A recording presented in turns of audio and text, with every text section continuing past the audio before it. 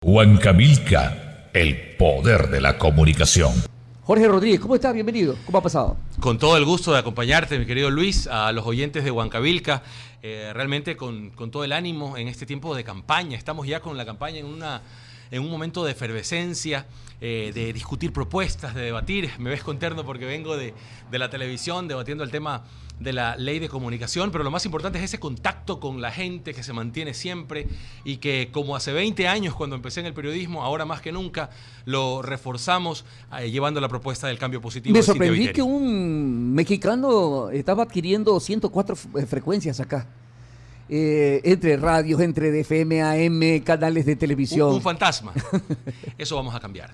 Nosotros vamos a revertir dentro de la propuesta que tenemos como parte de lo que debe de pasar con el futuro de la comunicación en el Ecuador, es definitivamente revertir ese concurso. ¿Cómo lo vamos a hacer? Antes derogamos la ley de comunicación y ya no hay normativa que sostenga ese concurso y el concurso tiene que ser revertido, es inconstitucional. Y no solo eso, Luis, está salpicado por esas y otras denuncias de corrupción que lo invalidan, que le quitan el peso que deberían tener en la historia. Porque ¿de qué se trata? De que el Estado trata de chantajear en un momento electoral a las frecuencias grandes y pequeñas, a los propietarios o a quienes postulen, para que o se alinean a los postulados oficiales o simplemente no hay frecuencia. Esto no puede ser, esto tiene que terminar. Nosotros hemos planteado derogar la ley de comunicación, hemos planteado una reforma constitucional para cambiar el contenido de 3 artículos de la Constitución que tienen que ver con comunicación. Si tú quieres, luego los discutimos. Y hemos planteado también hacer una gran auditoría de los medios incautados, que son ese gran escudo, ese gran parlante que tiene hoy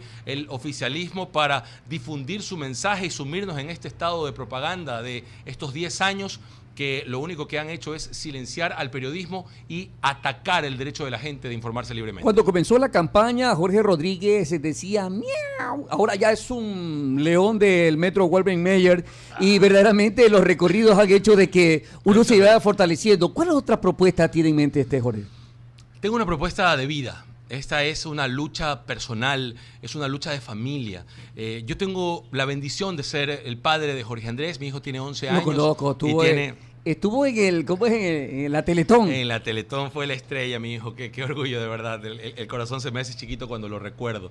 Y precisamente nuestra lucha con mi esposa, con Jimena, que está aquí, es de las personas con discapacidad para mejorar sus derechos, una verdadera inclusión. Estamos planteando una reforma a la Ley Orgánica de Discapacidades para, entre otras cosas, lograr una verdadera inclusión educativa. La inclusión es un gran membrete, un gran postulado con el que este gobierno y su candidato actual a la presidencia se encaramó en una popularidad construida en base a solo un membrete, sin nada de contenido. Empezamos a hablar de inclusión, pero no se ha cumplido. ¿Cómo puede ser que después de 10 años, Luis, después de 10 años, en este país todavía muchos planteles, yo digo que menos del 10%... ¿Hay planteles capacitados para ese tipo de personas? Déjame decírtelo, menos del 10%, Luis, menos del 10% de los planteles públicos, que son la mayoría, están capacitados para una correcta inclusión educativa. En Guayaquil debe haber unos 2 o 3, si no hay. Y en el ámbito privado son casi prohibitivas las pensiones para la mayoría de la gente. ¿Qué hacen? ¿Cómo se llenan la boca de inclusión hoy por hoy? Abren la puerta del aula. Incluir no es abrir la puerta del aula, lo repito siempre, es saberles enseñar,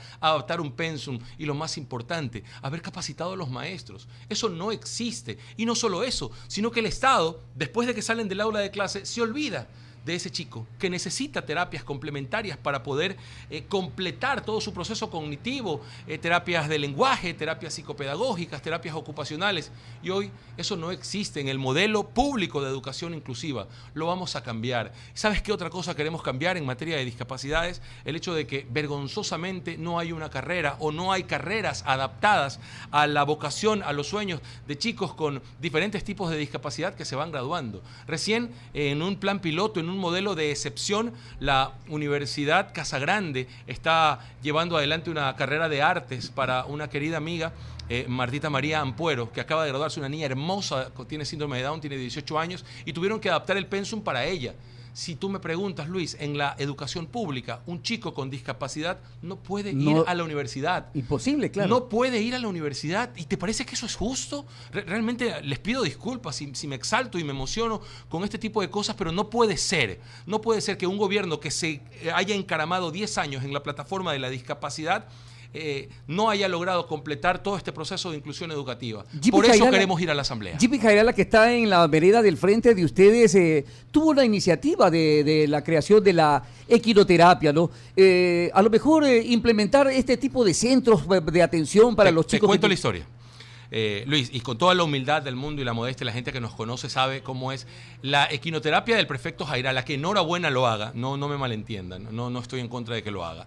Empezó con un proyecto de mi esposa, que está aquí, y de la Asociación de Ganaderos, que se llama todavía Hipoterapia, y que se mantiene en el recinto ferial de la Asociación de Ganaderos en Durán. Empezó en el año 2008, cuando Ecuavisa, en aquel entonces, hizo una campaña que se llamaba Inclúyete, con una gran concentración en el mes de abril, cuando el gobierno recién comenzaba y se empezaba a hablar en este tiempo, algo así como cuando recién estábamos en pañales en ese sentido. Ahí se creó ese proyecto y se acogió a 150 madres, hoy me parece que son como 300, con chicos con diferentes tipos de discapacidad, con diferentes edades.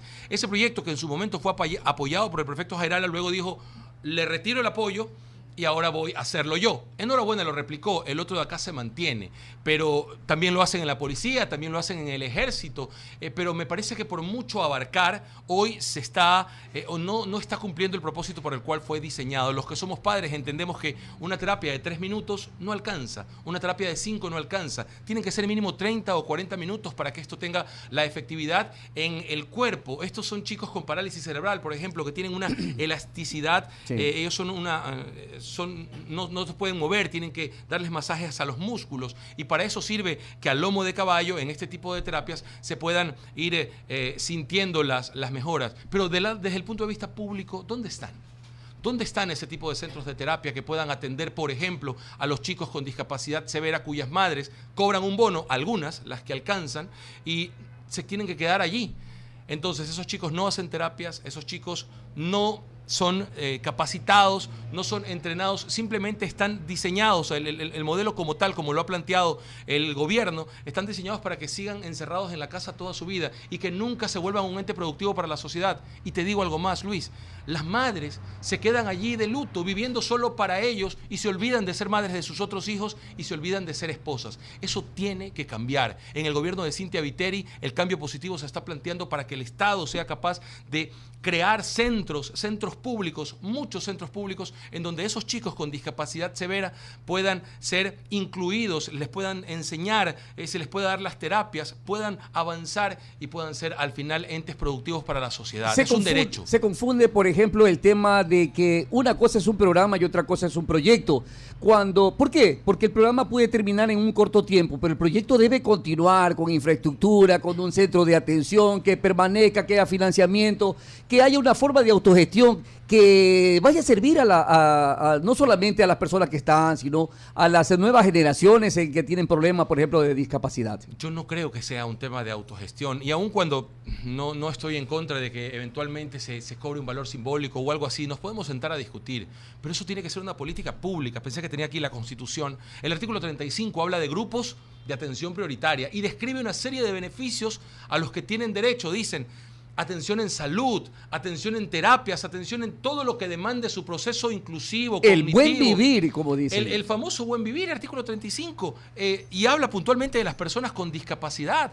Entonces, estos centros tienen que ser regentados por el Estado. Luis, ¿por qué no ahorramos en propaganda? Se gastan 170 millones de dólares al año. ¿Por qué no destinar 60 o 70 a este tipo de proyectos que sean autosustentables en el tiempo, que le puedan dar la atención a estos chicos, que le puedan dar la oportunidad de incluirse, Luis, que le puedan dar la oportunidad de ser entes productivos y desarrollarse, soñar, estudiar? ¿Por qué no? ¿Por qué Pablo Pineda viaja por el mundo, aquel joven extraordinario con síndrome de Down, dando conferencias?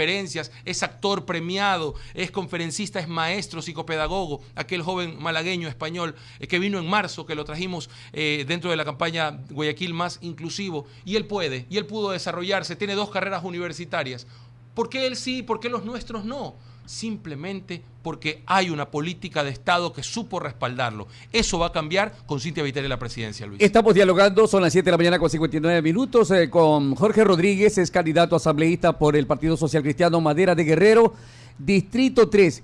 ¿Has contabilizado ya cuántos besos y abrazos has recibido en los recorridos, Jorge? ¿Y cuántas fotos? Y fotos. No, yo creo que son muchos más los que tengo que dar todavía. Nos falta por recorrer. Nuestro distrito es muy disperso, pero yo estoy acostumbrado a eso. ¿El distrito 3 abarca qué sectores? El norte de Guayaquil, excepto la Tarqui Popular, todo el norte es nuestro, todo el centro es nuestro. La Letamendi, las parroquias centrales García Moreno, tenemos Durán y toda su extensión, tenemos Playas, San Borondón, tenemos Puná, tenemos Balao, Tenguel, es decir, hay una dispersión que nos va a permitir llegar poco a poco a cada uno de los lugares, a cada uno de los hogares y de las calles en donde haya la necesidad de escuchar una propuesta. Al final esta campaña no tiene que ser de insultos ni de acusaciones, tiene que ser de propuestas. Yo recorro medios y le digo al país lo que quiero hacer, desde mi experiencia de padre de familia, desde mi experiencia de comunicador, desde mi trayectoria de vida como un hombre de bien que pretende servir, nada más. Eso es todo. La campaña está para escuchar, para abrazar, para fotografiarse,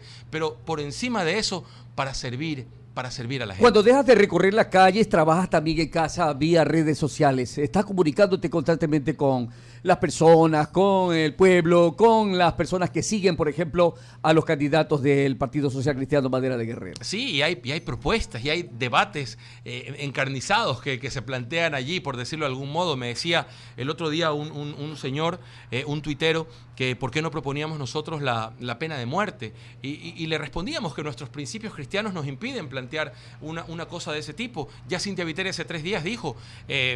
acumulación de penas, cadena perpetua para quienes se involucran en delitos como femicidio o que involucran niños, que le quiten la vida a los niños o abusos y ese tipo de cosas. Y precisamente eso nos podemos sentar a discutir. Yo apoyo plenamente que ese tipo de lacras de la sociedad terminen allí en un centro de rehabilitación sin ninguna oportunidad por la amenaza que representan, pero la pena de muerte no. Para eso, todo eso se discute en las redes sociales. Me dicen, ¿y qué pasa si se elimina la ley de comunicación? Entonces tratamos de retroalimentarnos y es muy importante poder escuchar a la gente en las caminatas y en las redes, en Facebook, por ejemplo. ¿Te sentirías frustrado si llegar al 19 de febrero y no tengas una respuesta, por ejemplo, Jorge, después de que tú has dado tu propuesta, que hay un buen segmento de la población que necesita de tu apoyo, ¿te sentirías frustrado al caso? Mi querido Luis, yo soy un hombre de fe y tengo toda la convicción de que si Dios nos llamó y nos puso en este momento a estar aquí sentados contigo y recorriendo el Ecuador y haciendo medios y planteando nuestras propuestas, es porque vamos a ir a la Asamblea para cambiar el futuro, para construir ese cambio positivo junto a Cynthia Viteri. No lo admito como posibilidad y no es por soberbia ni por vanidad, sino porque sé que es un llamado que Dios me puso aquí y Dios me va a llevar a la Asamblea para servir. Y Dios desde allí me va a pedir cuentas y el pueblo ecuatoriano desde allí me va a pedir cuentas. Y aquí estoy, listo para servir, para poner todo mi esfuerzo, nuestras capacidades al servicio de la gente, para cambiar esa realidad que te describía desde el sector de la inclusión y desde, por ejemplo, el tema de las drogas, que también es un cáncer social que nos ocupa mucho la atención y que se escucha mucho en nuestros recorridos. Vamos a cambiar eso, vamos a cambiar esta realidad, no como un enunciado ni como un cliché de campaña. Vamos a hacerlo porque es nuestro compromiso de vida. ¿Cuál es la agenda que tienen para las horas posteriores acá en la ciudad o en algún recorrido que tengan? Bueno, en la mañana vamos a estar en la Fiscalía, no nos han confirmado la hora, 11, apoyando al alcalde en esta infamia dentro de la campaña sucia que se ha querido montar contra él. Afortunadamente, el abogado Nebot fue lo suficientemente contundente ayer en sus expresiones como para demostrar que es parte de esta época, este momento electoral de gente sin principios, de gente que no entiende que cuando dentro de su partido o en las encuestas se desmoronan, no es cuestión de salpicar lodo al otro. Y ya vamos a ir puntualizando en el transcurso de estos días quiénes están detrás de esta patraña, de esta infamia. Y allí por eso el alcalde va a ir a la justicia y luego vamos a demostrar quiénes estuvieron detrás de esto. Yo creo que esto es importante. ¿Qué más vamos a hacer? Vamos a caminar por la parroquia Letamendi en la tarde y vamos a seguir haciendo medios. Todavía nos quedan 2 más hasta las 6 de la tarde. Y es lindo estar sentado del otro lado. Estoy acostumbrado a estar sentado de tu lado. ¿Cómo es el día a día de Jorge Rodríguez? ¿De qué hora hasta qué hora se trabaja? Desde las 5:30, vistiendo preparando a mis hijos para ir a clases, vamos a medios muy temprano en la mañana, después seguimos haciendo medios, recorriendo, participamos de reuniones, desayunos con diferentes grupos que pretenden ser escuchados o que nosotros queremos escuchar. El otro día me reunía con un grupo de comerciantes de la Bahía. Para ellos una gran prioridad es aquella ley del comerciante que este gobierno vetó, la dejó allí en stand-by, pese a que la Asamblea aprobó un texto medianamente interesante. El presidente lo vetó completo y ahí se quedó. Y en ese texto, en ese archivo de Carondelet, están durmiendo los sueños de más de 5.000 comerciantes en la Bahía que pretenden tener acceso a un crédito, pretenden tener seguridad social, pretenden tener el tipo de atención que ellos están esperando como todos trabajadores. O sea, nosotros también lo creemos.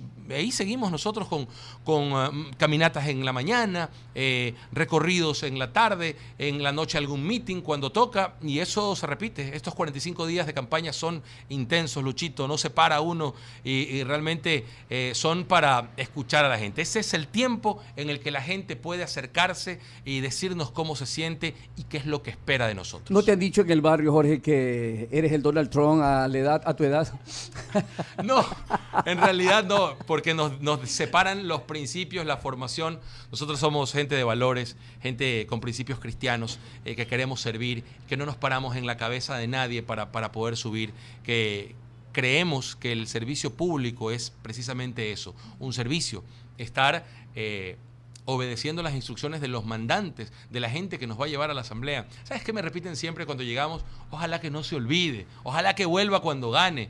Y yo les digo siempre, como periodista lo hice, yo me conozco todos los huecos de Guayaquil para comer encebollado, para comer todo lo que te puedas imaginar, y entonces no tengo problema en sentarme en cualquier vereda, en cualquier esquina y comer las delicias que se preparan en las calles de Guayaquil, y lo voy a seguir haciendo. La esencia de un hombre de bien no tiene por qué cambiar si estás en la televisión, si estás en la radio o si estás en la política. Absolutamente. Un hombre de bien se mantiene, y eso es lo que pretendemos hacer. Quiero felicitarte, Jorge Rodríguez, y que ojalá la suerte que te acompañe, porque verdaderamente el Ecuador necesita de gente con capacidad. Gracias, Luchito. Estamos comprometidos, estamos ilusionados con este cambio positivo para llevar a Cynthia Viteri y Mauricio Pozo primero a la segunda vuelta y luego a la presidencia de la República, y desde la Asamblea poder construir ese nuevo país que se necesita con empleo. Nosotros vamos a la Asamblea para darle empleo a la gente, que es lo que más nos piden también en los recorridos, para bajar impuestos, para subir salarios, para bajar la luz, para reactivar la economía, para generar confianza. Ese es nuestro compromiso de vida, para cambiar la política pública en materia de drogas y en materia de inclusión de las personas con discapacidad. Nuestro compromiso de vida hoy al servicio de los ecuatorianos, Luchito. Muchas gracias, Jorge Rodríguez. Son las 8 de la mañana con 6 minutos.